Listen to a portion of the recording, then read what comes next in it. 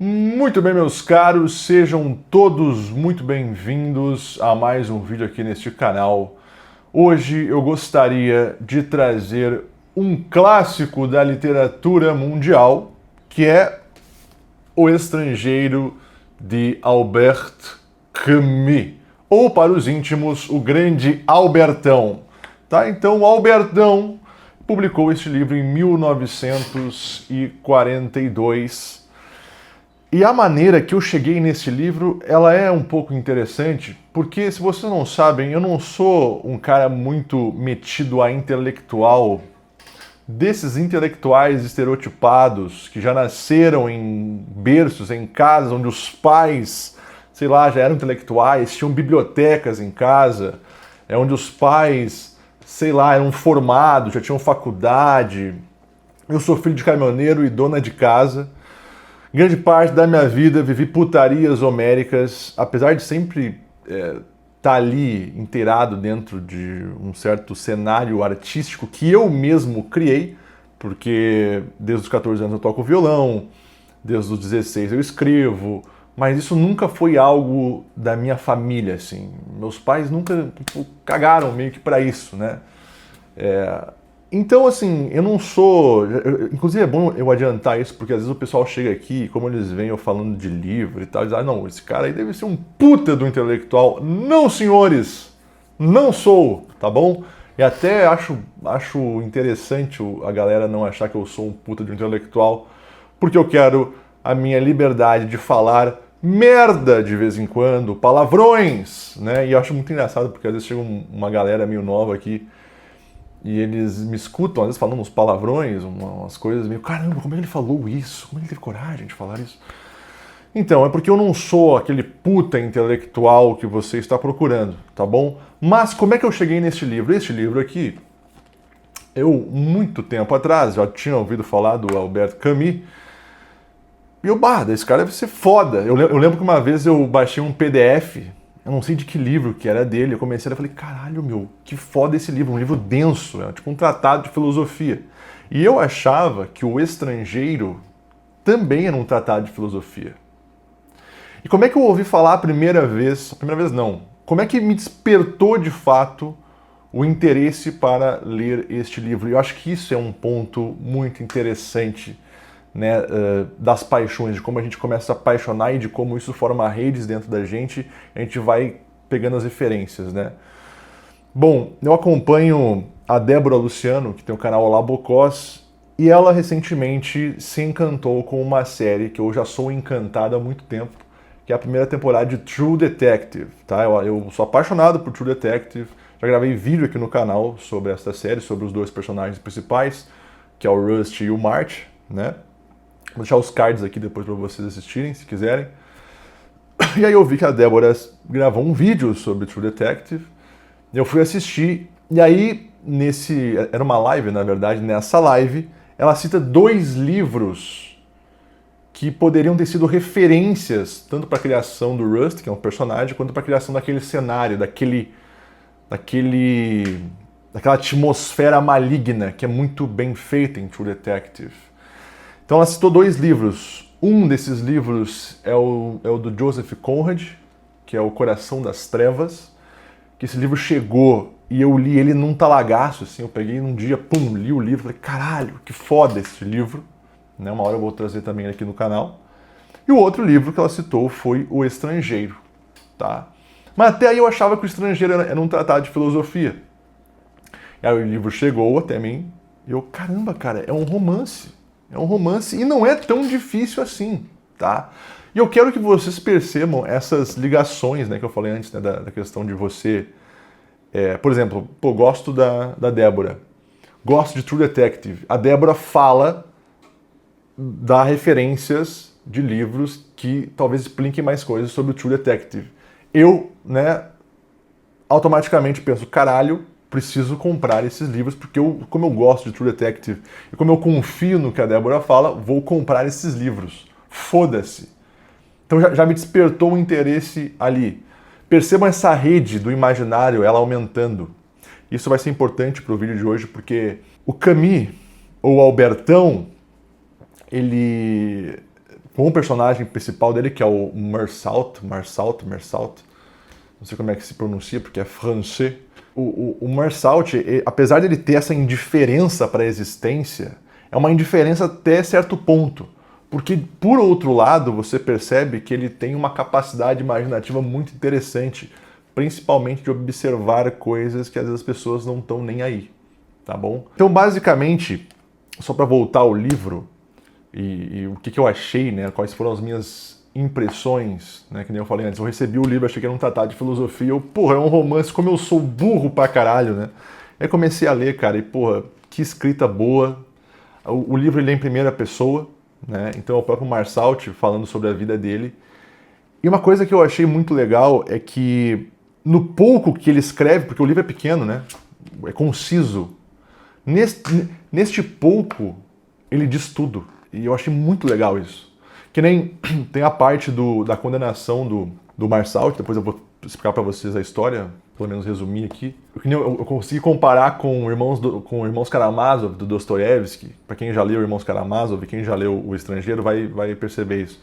Pô, aqui em pouquíssimas páginas explica ali a condenação, dá todas as visões ali, rapidão. E aí tu pega o Irmãos Karamazov, aquele momento que o Dmitri vai ser julgado, e aí tem toda a cena lá, tipo, é páginas e páginas de julgamento, né? Que o Dostoiévski vai lá, ponto por ponto, muito detalhista. E sim, isso também tem uma riqueza, isso também tem uma habilidade. Mas, cara, vou ser sincero, quando a coisa é concisa também é muito bom. Enfim, O Estrangeiro, gostei muito da leitura, gostei muito do personagem principal. Bom, e o resumo da história, então é óbvio que se você está aqui, espero que você já tenha lido, né, o Estrangeiro, porque se você não leu, eu vou falar aqui o que acontece na história, tá bom? Como é que se sucede a história? Ele já começa o livro dizendo que a mãe dele morreu e ele não sabe se foi ontem, se foi hoje. A primeira frase, inclusive, do livro é essa: hoje mamãe morreu, ou talvez ontem, não sei bem. Então tu já percebe um pouco essa indiferença. E o Marsault, ele tem essa questão de parecer não se importar com as convenções sociais. Então, tipo, pô, perdeu a mãe, todo mundo... O que nós, seres humanos normais, né, a gente vai imaginar de um filho que perde a mãe? O cara chorando, o cara meio desesperado, o cara às vezes meio revoltado, o cara vivendo um certo luto. Isso não acontece com ele. Então ele simplesmente, morreu, tá bom, deixa eu lá então, lá no asilo que ela estava, né, deixa eu lá preencher os papéis. Ele vai lá para preencher a papelada, para liberar o corpo, aí vai no velório, etc. E no outro dia, ele vive a vida como se nada meio que tivesse acontecido, a vida passou normalmente, né. E beleza, e aí ele tem uma namorada chamada Marie, que eu acho bem interessante a relação que ele tem com essa Marie, assim. E essa Marie, ela também tem uns amigos, que um desses amigos é o Raymond, que ele também tem uma namorada lá, e esse Raymond, ele tem umas tretas com os árabes. E o fato é o seguinte, eu não vou dar os detalhes aqui, mas o fato é que o Marsault, né, tem uma cena que ele se depara com um desses árabes, e ele tá com uma arma, né, o Marsault tá com uma arma, tá com um revólver, e é uma cena meio estranha, o sol pega na cara do Marsault, assim, ele começa a suar, e sabe quando o suor ele pinga, ele escorre dentro do olho e começa a arder o olho, então ele não enxerga direito, aí tá o árabe na frente dele, e esse árabe, ele puxa uma faca, mas ele não vai pra cima do Marsault, ele só puxa a faca meio que, ó, cuidado comigo, é o que parece, tá? É o que parece na descrição do Marsault. E o Marsault meio que, não sei se foi no susto, mas enfim, ele assustado, ele pega a arma e dá um tiro seco e depois dá mais 4 tiros em cima, assim. Então ele mata este árabe. Então essa é a primeira parte do livro, muito resumidamente, tá? E na segunda parte, então ele vai preso, aí tem a experiência dele dentro da prisão, que é muito interessante, os raciocínios que ele faz ali. Tem o julgamento dele e a condenação à morte. Então o Marsault, ele é condenado à morte. Então, de maneira muito, mas muito resumida, este é o livro. E agora eu vou ler alguns trechos, porque tem duas coisas que eu quero deixar bem claras nesse vídeo de hoje, assim, que combinam muito com o Marsault, né? Que é a questão de você ter uma força de imaginário, que é uma questão de você se atentar a coisas ordinárias e ser íntimo de coisas ordinárias para justamente se tornarem, às vezes, coisas mais extraordinárias. E a questão da felicidade. Como que, às vezes, você ter essa intimidade com as coisas ordinárias pode te fazer chegar a uma felicidade. Porque o Marsaltich, que é um completo indiferente no mundo, assim, tipo, ele, que nem eu falei antes, ele não tá nem aí para convenções sociais. Ele parece que a impressão que dá no início é que ele não tem muito sentimento, assim. Algumas críticas eu vi lá que chamavam ele de psicopata, um cara até amoral ou imoral para algumas pessoas. Mas o fato é que ele é um personagem interessante porque ele é feliz de alguma forma. Ele é feliz e ele parece que ele tem uma paz de espírito. Parece que tem uma paz de espírito. Porque, óbvio, como eu falei, como ele não tá nem aí muito para as convenções sociais, ele só existe assim. Ele não se revolta. Ele não tem revolta dentro dele. E eu, como escritor, eu adoro pegar as descrições, assim, às vezes como que o autor, no caso, o Albertão, com o seu personagem Marsaltich, como que ele enxerga o mundo. E aí eu gostaria de começar já com essa primeira frase, que é uma frase simples, mas percebam que às vezes as coisas estão na simplicidade. A temperatura era agradável, o café me reanimara, e pela porta aberta entrava um cheiro de noite e de flores. Eu achei bonita essa descrição, né? Um cheiro de noite e de flores. E ele faz várias vezes isso. Ele pega essas coisas da natureza, o mar, a areia, e ele medita sobre isso. Assim. Eu acho isso muito do caralho. Como eu falei também antes, a relação que ele tinha com essa namorada dele, que era a Marie, a maneira que ele descreve ela, a maneira que ele descreve os momentos deles também é bonita. Porque ele fala assim, ó, tinha o céu inteiro nos olhos. Porque nessa cena ele tá deitado, ele tá na água, ele tá com a cabeça escorada nas pernas da Maria, assim, olhando pro céu, assim. Ele fala o seguinte, tinha o céu inteiro nos olhos, e ele estava azul e dourado. Debaixo da nuca, sentia o corpo de Marie palpitar suavemente. Então, nessa primeira parte do livro, o Marsaltich, ele vai descrever essa vida comum que ele vivia, né? O trabalho que não era nada excepcional, lá, se não me engano, ele trabalhava meio que numa espécie de escritório, ele se dava bem com o chefe dele também, ele fala um pouco sobre os vizinhos dele, a questão do namoro com a Marie, os seus amigos. E agora, na segunda parte, é que nem eu falei antes, aí tem a prisão, o julgamento e a condenação. Então, quando ele está na prisão um certo tempo, ele começa a meditar em algumas coisas da vida, e aqui ele fala o seguinte, ó, no início da minha detenção, no entanto, o mais difícil é que tinha pensamentos de homem livre. Por exemplo, desejo de estar numa praia e de descer para o mar, imaginando o barulho das primeiras ondas sob as solas dos pés, a entrada do corpo na água e a libertação que encontrava nisso. Sentia, de repente, até que ponto as paredes da prisão me cercavam. Essa questão, né, de você ser cerceado fisicamente, você sentir falta das coisas mais ordinárias. Isso acontece também com o Viktor Frankl, né, no Em Busca de Sentido. Inclusive, já falei sobre esse livro aqui, vou deixar inclusive o card aqui depois, quem quiser assistir. O Viktor Frankl estava lá, né, também preso, obviamente num outro tipo de prisão, muito mais injusta, muito mais terrível, mas o que ele sentia falta era uma das coisas mais simples possíveis, assim, uma conversa com a esposa de manhã, um almoço em família ali, sabe, você poder andar pela casa, entendeu, no final de semana sem compromisso. Então aqui o Marsaltich citando essa questão de botar os pés na areia, né, de entrar no mar. Eu não sei como é que vocês leem, mas pô, é óbvio que quando tu vai ler, tu tem que trabalhar o teu imaginário, né? Você se imaginar numa prisão, né? Você preso lá e aí dentro da prisão você imagina, né? Você com os pés na areia e você adentrando no mar e a água tocando as suas partes, né? Porra, eu não sei, cara, eu acho isso um baita exercício para fomentar as nossas paixões, aprender a imaginar, aprender a meditar. E talvez aqui, nessa parte agora, é um dos momentos mais interessantes, na minha percepção, tá? Porque ele consegue descrever o que é a força do imaginário aqui. Ele fala o seguinte, acabei por não me entediar mais. Aqui já estava um tempo dentro da prisão, né? A partir do instante que aprendi a recordar, punha-me às vezes a pensar no meu quarto e na imaginação partia de um canto e dava a volta ao quarto enumerando mentalmente tudo o que encontrava pelo caminho.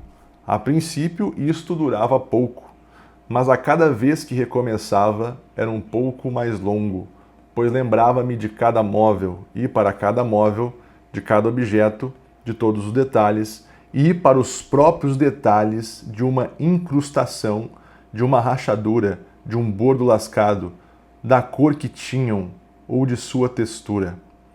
Tentava, ao mesmo tempo, não perder o fio deste inventário e fazer uma enumeração completa, de tal forma que, ao fim de algumas semanas, conseguia passar horas apenas enumerando o que se encontrava no meu quarto. Assim, quanto mais pensava, mais coisas esquecidas ia tirando da memória. É impressionante tu refletir e perceber que tem pessoas que não param para fazer essas coisas, que não meditam na própria história, que não olham para suas próprias histórias, com essa maneira mais astuta e para pegar os detalhes. Então, por exemplo, uma das coisas mais tristes que tem no consultório é quando você começa a perguntar a história do paciente e ele fala a história dele com uma superficialidade atroz, assim, uma coisa completamente insossa, sabe? Ele não dá detalhe, ele não aprofunda a coisa. E ele não percebe que, ao contar a história dele desse jeito insosso, né, sem detalhes, você torna a tua história impessoal. Quer dizer, a história dele para de qualquer outra pessoa não parece a mesma história. Então, esse exercício, né, de você meditar na tua própria história, claro que ele está citando os móveis lá da casa dele, do quarto dele, mas essa questão da gente aprofundar esses detalhes da nossa própria história, de você treinar isso. Obviamente, você vai fazer esse exercício de recordar, imaginar, mas depois, quando você for falar sobre isso ou for escrever sobre isso, você traz justamente esses detalhes.